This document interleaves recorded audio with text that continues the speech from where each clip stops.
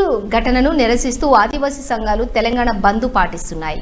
ఈ నేపథ్యంలోని ఆయా సంఘాల నాయకులు వేకోజామని ఆదిలాబాద్ ఆర్టీసీ డిపో ఎదుట బైఠాయించి నిరసన తెలిపారు. మరోవైపు బస్సులన్నీ డిపోకే పరిమితమయ్యాయి. పట్టణంలోనూ దుకాణాలు తెరుచుకోలేదు. బంద్కి ఒకరోజు పిలుపు ఇవ్వడంతో ప్రైవేట్ విద్యా సంస్థలు స్వచ్ఛందంగా సెలవు ఇచ్చాయి.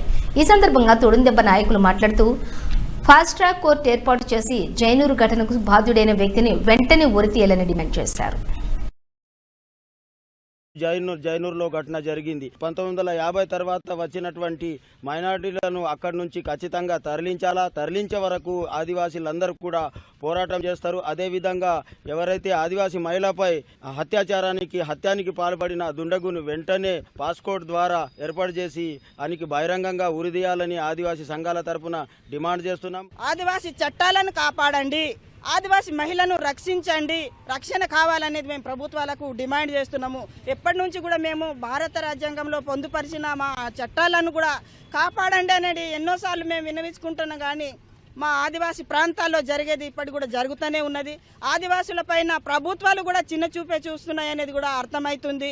ఎవరో హత్య చేయడానికి ప్రయత్నించిన ఆ మహిళకు ఆర్థిక సహాయం చేయాలి. ఆమెకు న్యాయం జరిగే వరకు కూడా ప్రభుత్వమే ప్రైవేట్ దానికి ట్రీట్మెంట్ చేసి దానికి సరైన వైద్యం అందించాలనేది కూడా ప్రభుత్వానికి డిమాండ్ చేస్తున్నాం.